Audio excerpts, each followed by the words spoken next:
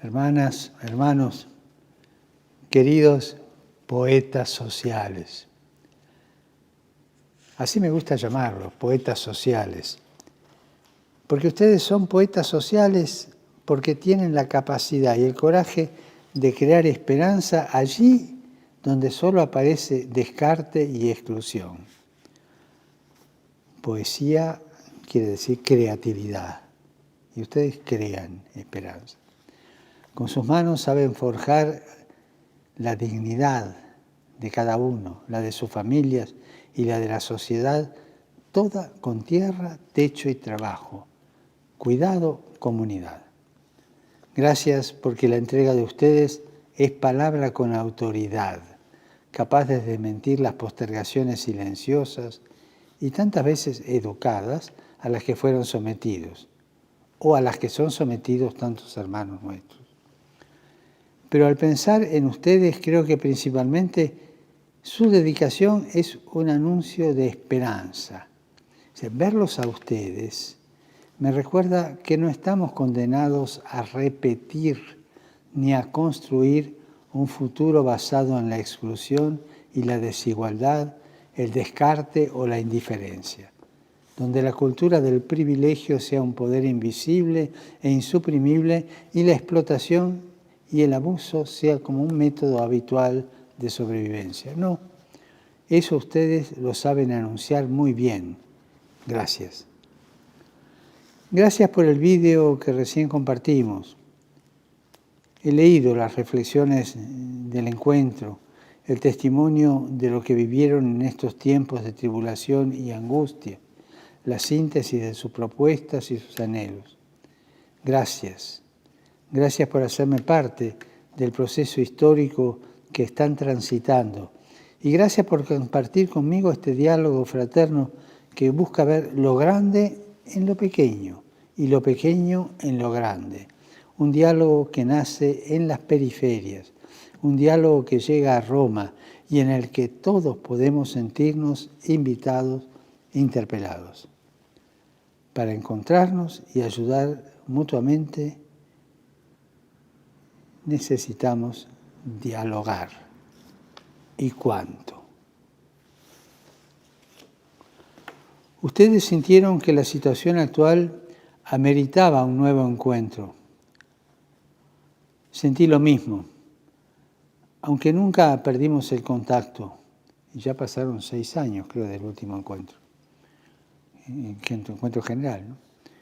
Durante este tiempo pasaron muchas cosas. Muchas cosas han cambiado. Son cambios que marcan puntos de no retorno, puntos de inflexión, encrucijadas en las que la humanidad debe elegir. Se necesitan nuevos momentos de encuentro, discernimiento y acción conjunta. Cada persona, cada organización, cada país y el mundo entero necesita buscar estos momentos para reflexionar, discernir y elegir. Porque retornar a los esquemas anteriores sería verdaderamente suicida. Y si me permiten forzar un poco las palabras, ecocida y genocida. Estoy forzando, ¿eh? En estos meses, muchas cosas que ustedes denunciaban quedaron en total evidencia. La pandemia transparentó las desigualdades sociales que azotan a nuestros pueblos y expuso, sin perder permiso ni perdón, la desgarradora situación de tantos hermanos y hermanas, esa situación que tantos mecanismos de posverdad no pudieron ocultar. Muchas cosas que dábamos por supuestas se cayeron como un castillo de naipes. Experimentamos cómo, de un día para otro, nuestro modo de vivir puede cambiar drásticamente, impidiéndonos, por ejemplo, ver a nuestros familiares, compañeros y amigos. En muchos países, los estados reaccionaron, escucharon a la ciencia y lograron poner límites para garantizar el bien común y frenaron, al menos por un tiempo, ese mecanismo gigantesco que opera en forma casi automática, donde los pueblos y las personas son simples piezas. Todos hemos sufrido el dolor del encierro, Pero a ustedes, como siempre, les tocó la peor parte. En los barrios que carecen de infraestructura básica, en los que viven muchos de ustedes y cientos y millones de personas, es difícil quedarse en casa, no solo por no contar con todo lo necesario para llevar adelante las mínimas medidas de cuidado y protección, sino simplemente porque la casa es el barrio. Los migrantes, los indocumentados, los trabajadores informales sin ingresos fijos se vieron privados, en muchos casos, de cualquier ayuda estatal e impedidos de realizar sus tareas habituales, agravando su ya lacerante pobreza. Una de las expresiones de esta cultura de la indiferencia es que pareciera que este tercio suficiente de nuestro mundo no reviste interés suficiente para los grandes medios y los formadores de opinión. No aparece. Permanece escondido, acurrucado. Quiero referirme también a una pandemia silenciosa que desde hace años afecta a niños, adolescentes y jóvenes de todas las clases sociales. Y creo que durante este tiempo de aislamiento se incrementó aún más. Se trata del estrés y la ansiedad crónica, vinculada a distintos factores como la hiperconectividad, el desconcierto y la falta de perspectivas de futuro que se agrava ante el contacto real con los otros. Familias, escuelas, centros deportivos, oratorios, parroquias. En definitiva, la falta de contacto real con los amigos, porque la amistad es la forma en que el amor resurge siempre. Es evidente que la tecnología puede ser un instrumento de bien, y es un instrumento de bien, que permite diálogos como este y tantas otras cosas, pero nunca puede suplantar el contacto entre nosotros. Nunca puede suplantar una comunidad en la cual enraizarnos y hacer que nuestra vida se vuelva fecunda. Y si de pandemia se trata, no podemos dejar de cuestionarnos por el flagelo de la crisis alimentaria. Pese a los avances de la biotecnología, millones de personas fueron privadas de alimento, aunque estos estén disponibles. Este año, 20 millones de personas más se han visto arrastradas a niveles extremos de inseguridad alimentaria, ascendiendo a millones de personas. La indigencia grave se multiplicó, el precio de los alimentos escaló un altísimo porcentaje. Los números del hambre son horrorosos y pienso, por ejemplo, en países como Siria, Haití, Congo, Senegal, Yemen, Sudán del Sur. Pero el hambre también se hace sentir en muchos otros países del mundo pobre y no pocas veces también en el mundo rico. Es posible que las muertes por año por causas vinculadas al hambre puedan superar las de COVID, pero eso no es noticia, eso no genera empatía. Quiero agradecerles porque ustedes sintieron como propio el dolor de los otros. Ustedes saben mostrar el rostro de la verdadera humanidad, esa que no se construye dando la espalda al sufrimiento del que está al lado, sino en el reconocimiento paciente, comprometido y muchas veces hasta doloroso de que el otro es mi hermano y que sus dolores, sus alegrías y sus sufrimientos son también los míos. Ignorar al que está caído es ignorar nuestra propia humanidad, que clama en cada hermano nuestro. Cristianos o no, han respondido a Jesús que dijo a sus discípulos frente al pueblo hambriento, denles ustedes de comer. Y donde había escasez, el milagro de la multiplicación se repitió en ustedes que lucharon incansablemente para que a nadie le faltase el pan. Gracias. Al igual que los médicos, enfermeros y el personal de salud en las trincheras sanitarias, Ustedes pusieron su cuerpo en la trinchera de los barrios marginados. Tengo presente muchos, entre comillas, mártires de esa solidaridad sobre quienes supe por medio de muchos de ustedes. El Señor se los tendrá en cuenta. Si todos los que por amor lucharon juntos contra la pandemia pudieran también soñar juntos un mundo nuevo, qué distinto sería todo. Soñar juntos. Ustedes son, como les dije en la carta que les envié el año pasado, un verdadero ejército invisible. Son parte fundamental de esa humanidad que lucha por la vida frente a un sistema de muerte. En esa entrega veo al Señor que se hace presente en medio nuestro para regalarnos su reino. Jesús, cuando nos ofreció el protocolo con el cual seremos juzgados, Mateo 25, nos dijo que la salvación estaba en cuidar de los hambrientos, los enfermos, los presos, los extranjeros. En definitiva, en reconocerlo y servirlo a Él en toda la humanidad sufriente. Por eso me animo a decirles, felices los que tienen hambre y sed de justicia, porque serán saciados. Felices los que trabajan por la paz, porque serán llamados hijos de Dios. Queremos que esa bienaventuranza se extienda, que permee y unja cada rincón y cada espacio donde la vida se vea amenazada. Pero nos sucede como pueblo, como comunidad, como familia e inclusive individualmente tener que enfrentar situaciones que nos paralizan, donde el horizonte desaparece y el desconcierto, el temor, la impotencia y la injusticia parece que se apoderan del presente. Experimentamos también resistencias a los cambios que necesitamos y que anhelamos. Resistencias que son profundas, enraizadas, que van más allá de nuestras fuerzas y decisiones. Esto es lo que la doctrina social de la Iglesia llamó estructuras de pecado, que estamos llamados también nosotros a convertir y que no podemos ignorar a la hora de pensar el modo de accionar. El cambio personal es necesario, pero es imprescindible también ajustar nuestros modelos socioeconómicos para que tengan rostro humano, porque tantos modelos lo han perdido. Y pensando en estas situaciones, me vuelvo pedigüeño y paso a pedir.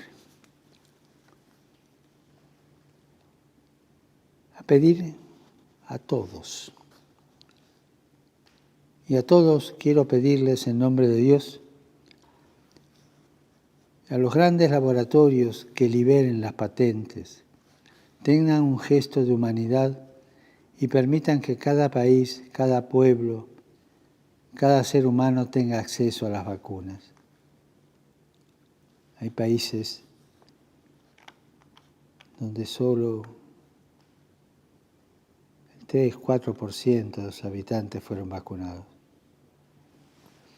Quiero pedirles en nombre de Dios a los grupos financieros y organismos internacionales de crédito que permitan a los países pobres garantizar las necesidades básicas de su gente y condonen esas deudas tantas veces contraídas contra los intereses de esos mismos pueblos.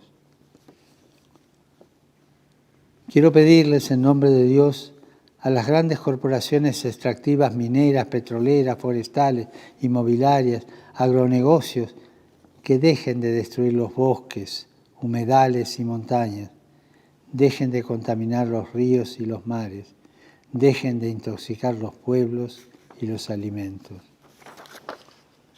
Quiero pedirles en nombre de Dios a las grandes corporaciones alimentarias que dejen de imponer estructuras monopólicas de producción y distribución que inflan los precios y terminan quedándose con el pan del hambriento. Quiero pedirles en nombre de Dios a los fabricantes y traficantes de armas que cesen totalmente su actividad, una actividad que fomenta la violencia y la guerra, y muchas veces en el marco de juegos geopolíticos que cuestan millones de vidas y de desplazamientos. Quiero pedirles en nombre de Dios a los gigantes de la tecnología que dejen de explotar la fragilidad humana, las vulnerabilidades de las personas para obtener ganancias sin considerar cómo aumentan los discursos de odio, el grooming, el fake news, las teorías conspirativas, la manipulación política. Quiero pedirles en nombre de Dios a los gigantes de las telecomunicaciones que liberen el acceso a los contenidos educativos y el intercambio con los maestros por Internet para que los niños pobres también puedan educarse en contextos de cuarentena. Quiero pedirles en nombre de Dios a los medios de comunicación que terminen con la lógica de la posverdad, la desinformación, la difamación, la calumnia y esa fascinación enfermiza por el escándalo y lo sucio, que busquen contribuir a la fraternidad humana y a la empatía con los más vulnerados. Quiero pedirles en nombre de Dios a los países poderosos que cesen las agresiones, bloqueos, sanciones unilaterales contra cualquier país en cualquier lugar de la tierra. No al neocolonialismo. Los conflictos deben resolverse en instancias multilaterales como las Naciones Unidas. Ya hemos visto cómo terminan las intervenciones, invasiones y ocupaciones unilaterales, aunque se hagan bajo los más nobles motivos o ropajes. Este sistema, con su lógica implacable de la ganancia, está escapando a todo dominio humano. Es hora de frenar la locomotora, una locomotora descontrolada que nos está llevando al abismo. Todavía estamos a tiempo. A los gobiernos en general, a los políticos de todos los partidos, quiero pedirles junto a los pobres de la tierra que representen a sus pueblos y trabajen por el bien común. Quiero pedirles el coraje de mirar a sus pueblos, mirar a los ojos de la gente. Y la valentía de saber que el bien de un pueblo es mucho más que un consenso entre las partes. Cuídense de escuchar solamente a las élites económicas, tantas veces portavoces de ideologías superficiales que eluden los verdaderos dilemas de la humanidad. Sean servidores de los pueblos que claman por tierra, techo, trabajo y una vida buena. Ese buen vivir aborigen, que no es lo mismo que la dolce vita o el dolce far niente, no. Ese buen vivir humano que nos pone en armonía con toda la humanidad, con toda la creación. Quiero pedir también a todos los líderes religiosos que nunca usemos el nombre de Dios para fomentar guerras ni golpes de Estado. Estemos junto a los pueblos, a los trabajadores, a los humildes, y luchemos junto a ellos para que el desarrollo humano integral sea una realidad. Tendamos puentes de amor para que la voz de la periferia con sus llantos, pero también con su canto y también con su alegría, no provoque miedo, sino empatía en el resto de la sociedad.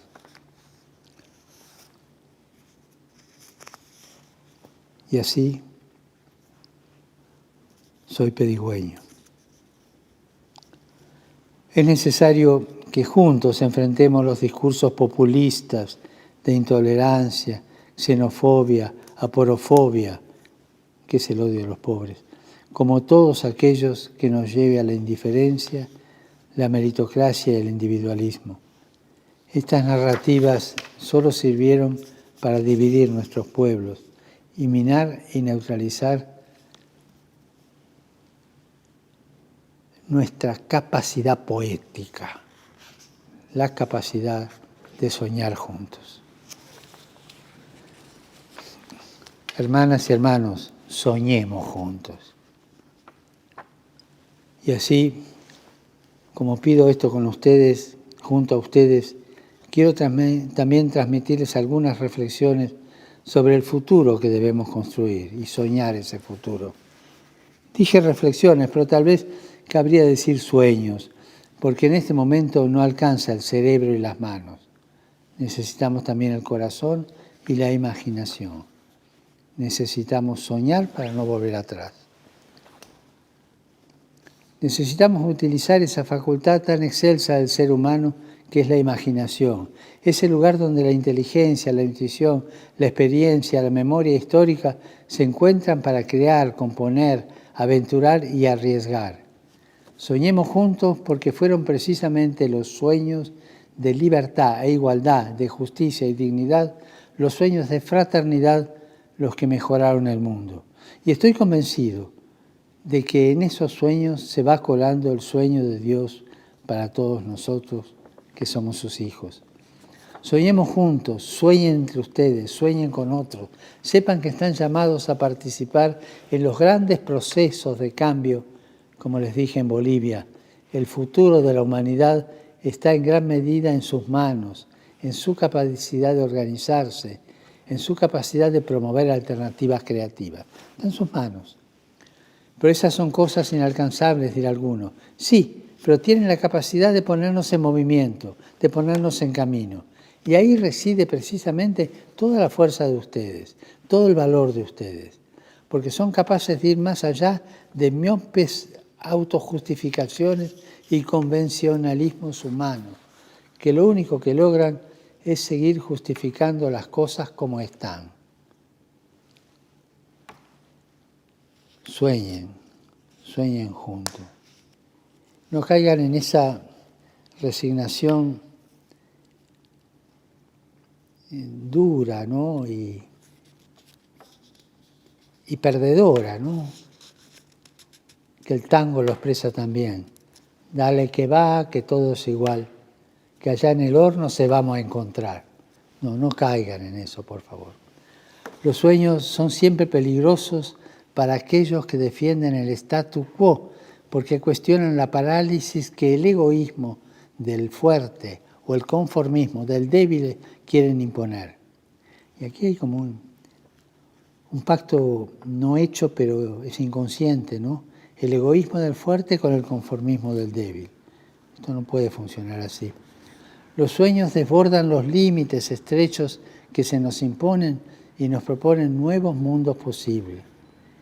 Y no estoy hablando de ensoñaciones rastreras que confunden el vivir bien con pasarla bien, que no es más que un pasar el rato para llenar el vacío de sentido y así quedar a merced de la primera ideología del mundo. No es eso.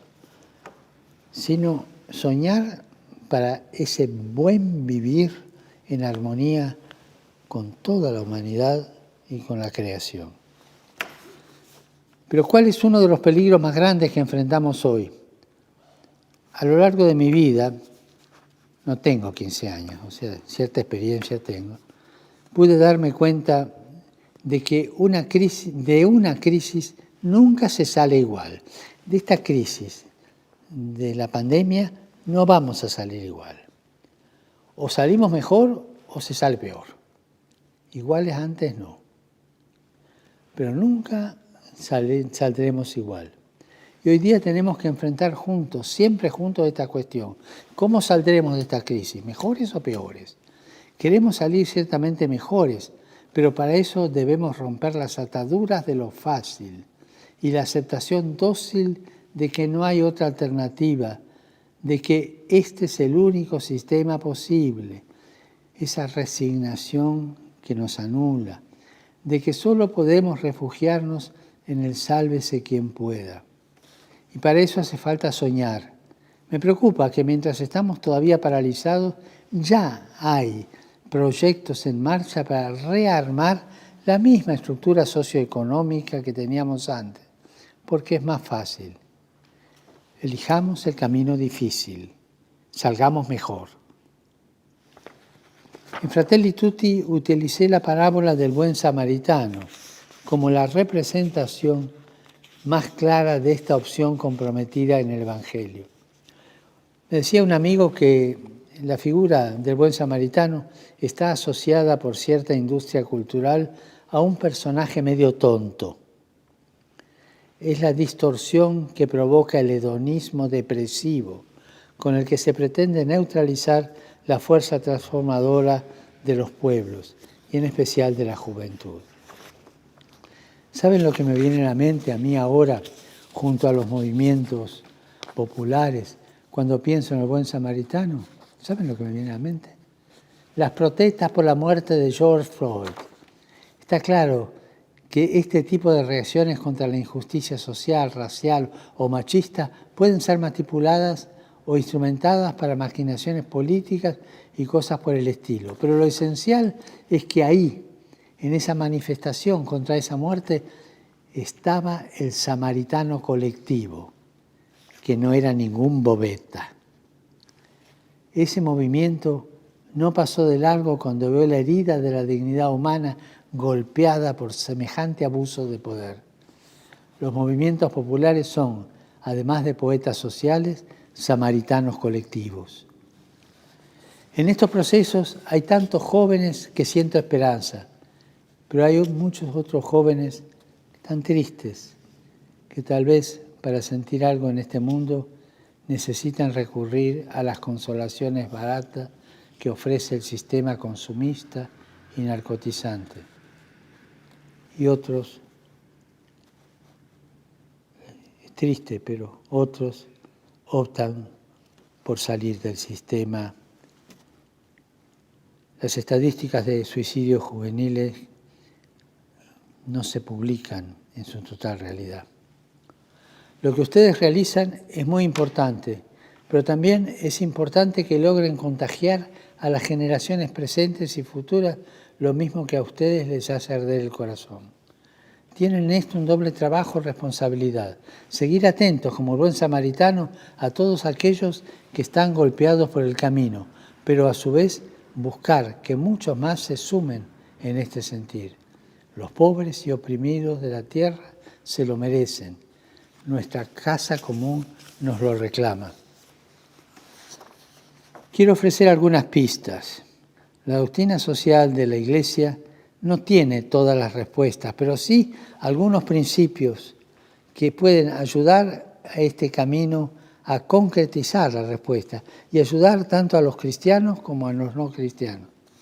A veces me sorprende que cada vez que hablo de estos principios, algunos se admiran y entonces el Papa viene catalogado con una serie de epítetos que se utilizan para reducir cualquier reflexión a la mera adjetivación degradatoria. No me enoja, me entristece. Es parte de la trama de la posverdad que busca anular cualquier búsqueda humanista alternativa a la globalización capitalista. Es parte de la cultura del descarte y es parte del paradigma tecnocrático. Los principios que expongo son mesurados, humanos, cristianos, compilados en el compendio elaborado por el entonces Pontificio Consejo, Justicia y Paz. Es un manualcito de doctrina social de la Iglesia. Y a veces cuando los papas, sea yo o Benedicto o Juan Pablo II, decimos alguna cosa, hay gente que se extraña, ¿de dónde saca esto? Y es la doctrina tradicional de la Iglesia. Hay mucha ignorancia en esto. Los principios que pongo están en ese libro. En el capítulo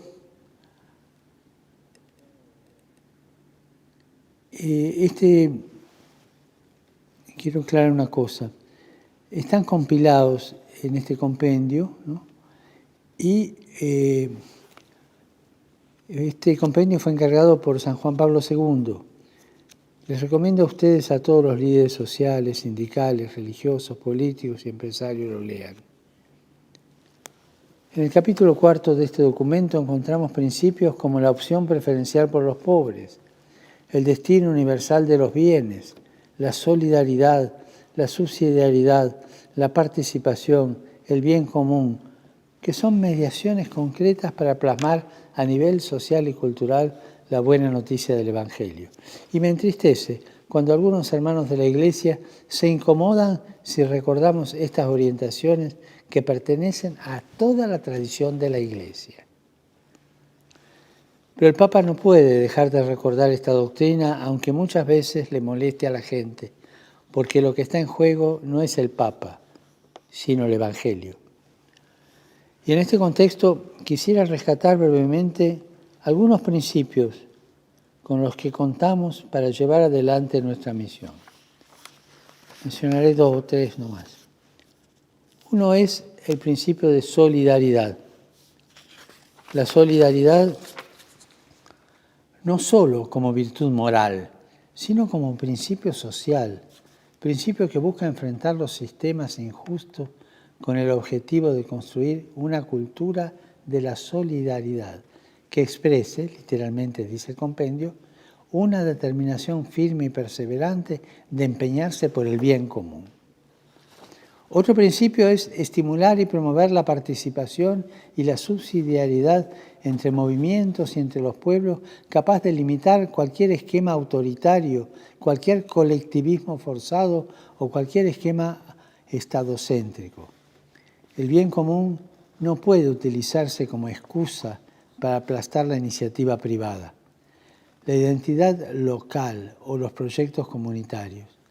Por eso, estos principios promueven una economía y una política que reconozca el rol de los movimientos populares, la familia, los grupos de asociaciones, las realidades territoriales locales, en definitiva, aquellas expresiones agregativas de tipo económico, social, cultural, deportivo, recreativo, profesional y político a las que las personas dan vida espontáneamente y que hacen posible su efectivo crecimiento social. Esto en el número 185 del compendio.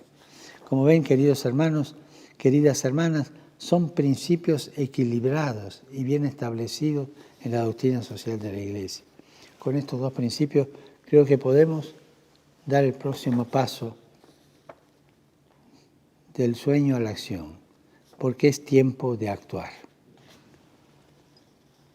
Muchas veces me dicen, Padre, estamos de acuerdo, pero en concreto, ¿qué debemos hacer? Yo no tengo la respuesta. Por eso debemos soñar juntos y encontrarla entre todos. Sin embargo, hay medidas concretas que tal vez permitan algunos cambios significativos. Son medidas que están presentes en vuestros documentos, en vuestras intervenciones, y que yo he tomado muy en cuenta, sobre las que medité y consulté especialistas. En encuentros pasados hablamos de la integración urbana, la agricultura familiar, la economía popular. A estas que todavía exigen seguir trabajando juntos para concretarlas, me gustaría sumarle 2 más: el salario universal y la reducción de la jornada de trabajo. Un ingreso básico, el IBU, o salario universal, para que cada persona en este mundo pueda acceder a los más elementales bienes de la vida. Es justo luchar por una distribución humana de estos recursos. Y es tarea de los gobiernos establecer esquemas fiscales y redistributivos para que la riqueza de una parte sea compartida con la equidad, sin que esto suponga un peso insoportable, principalmente para la clase media. Generalmente, cuando hay estos conflictos, es la que más sufre. No olvidemos que las grandes fortunas de hoy son fruto del trabajo, la investigación científica y la innovación técnica de miles de hombres y mujeres a lo largo de generaciones. La reducción de la jornada laboral es otra posibilidad. El ingreso básico, Hugo, es una posibilidad. La otra es la reducción de la jornada laboral. Y hay que analizarla seriamente. En el siglo XIX, los obreros trabajaban 12, 14, 16 horas por día. Cuando conquistaron la jornada de 8 horas, no colapsó nada como algunos sectores preveían. Entonces, insisto, trabajar menos para que más gente tenga acceso al mercado laboral, que es un aspecto que necesitamos explorar con cierta urgencia. No puede haber tantas personas agobiadas por el exceso de trabajo y tantas otras agobiadas por la falta de trabajo. Considero que son medidas necesarias, pero, desde luego, no suficientes. no resuelven el problema de fondo. Tampoco garantizan el acceso a la tierra, techo y trabajo en la cantidad y calidad que los campesinos sin tierra, las familias sin techo seguro y los trabajadores precarios merecen. Tampoco van a resolver los enormes desafíos ambientales que tenemos por delante. Pero quería mencionarlos porque son medidas posibles y marcarían un camino positivo de orientación. Es bueno saber que en esto no estamos solos. Las Naciones Unidas intentaron establecer algunas metas a través de los llamados Objetivos de Desarrollo Sostenible, pero lamentablemente desconocidas por nuestros pueblos y la periferia, lo que nos recuerda la importancia de compartir y comprometer a todos en esta búsqueda común. Hermanas y hermanos, estoy convencido de que el mundo se ve más claro desde las periferias. Hay que escuchar a las periferias, abrir las puertas, permitirles participar. El sufrimiento del mundo se entiende mejor junto a los que sufren. En mi experiencia, cuando las personas, hombres y mujeres que han sufrido en carne propia la injusticia, la desigualdad, el abuso de poder, las privaciones, la xenofobia, en mi experiencia veo que comprenden mucho mejor lo que viven los demás y son capaces de ayudarlos a abrir realísticamente caminos de esperanza. Qué importante es que vuestra voz sea escuchada, representada en todos los lugares de toma de decisión. Ofrecerla como colaboración, ofrecerla como una certeza moral de lo que hay que hacer. Esfuércense para hacer sentir su voz. Y también en esos lugares, por favor, no se dejen encorsetar ni se dejen corromper. Dos palabras que tienen un significado muy grande que yo no voy a hablar ahora. Reafirmemos el compromiso que tomamos en Bolivia, poner la economía al servicio de los pueblos para construir una paz duradera, fundada en la justicia social y el cuidado de la casa común. Sigan impulsando su agenda de tierra, techo y trabajo. Sigan soñando juntos. Y gracias Enseño por dejarme soñar con ustedes. Pidámosle a Dios que derrame su bendición sobre nuestros sueños. No perdamos las esperanzas. Recordemos la promesa que Jesús hizo a sus discípulos. Siempre estaré con ustedes. Y recordándola en este momento de mi vida, quiero decirles también que yo voy a estar con ustedes también. Lo importante es que se den cuenta que está Él con ustedes. Gracias.